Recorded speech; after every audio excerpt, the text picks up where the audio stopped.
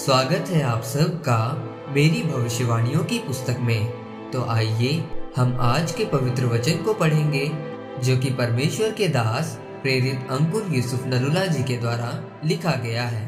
वचन ही सब कुछ है, जैसा कि यूहन्ना की पुस्तक अध्याय 1 उसकी 1 से 3 आयत में लिखा है।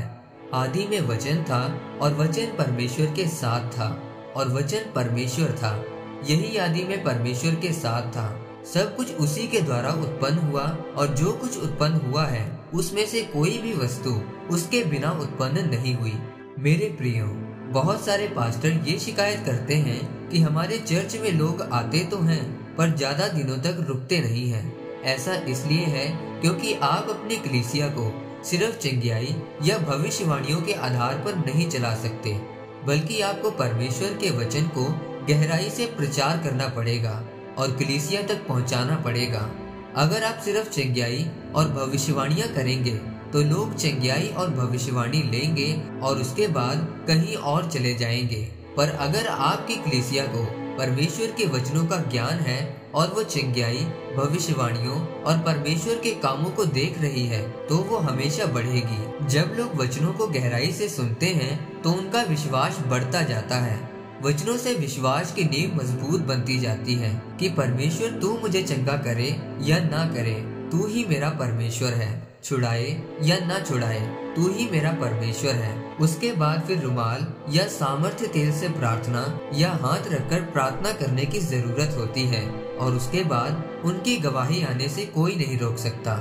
जब आपके जीवन में वचन का गहरा स्थान होता है तो वो आपकी चंगियाई और आशीष को हमेशा बना कर रखता है और आपको उद्धार में बना कर रखता है। वचन के ज्ञान के बिना आशीष और चंगियाई आने के बाद फिर वापस जा सकती है। जिस तरह से पैसे से एक गाड़ी खरीदने के बाद पैसे से ही उसके पेच पुर्जों को ठीक कराकर उसका ख्याल रखा जाता है, उसी तरह से वचनों को सुनकर ली गई चंगियाई और आशीष वचनों के द्वारा ही संभाली जा सकती है। जब भी आप चर्च में गवाहियों को सुनते हैं तो हर एक व्यक्ति यही बोलता है कि मैंने चर्च आना शुरू किया और वचनों को सुनना शुरू किया, क्योंकि जितनी गवाहियों को आप सुनते हैं उनमें से हर कोई चर्च में आते ही चंगा नहीं हुआ।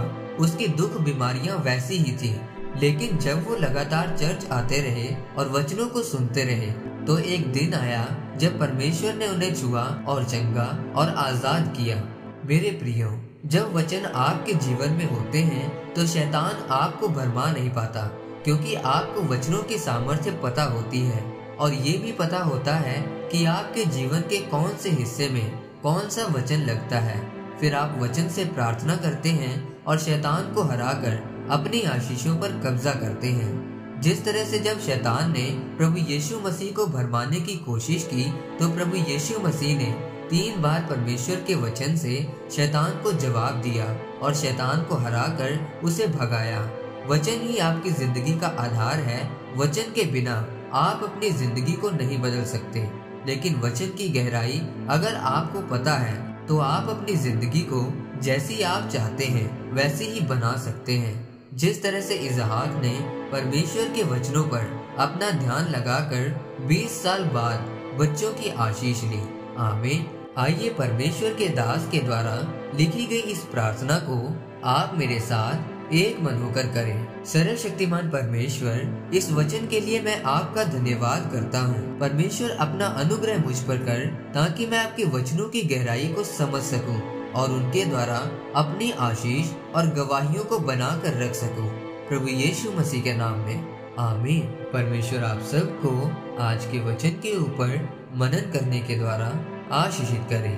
आमीन।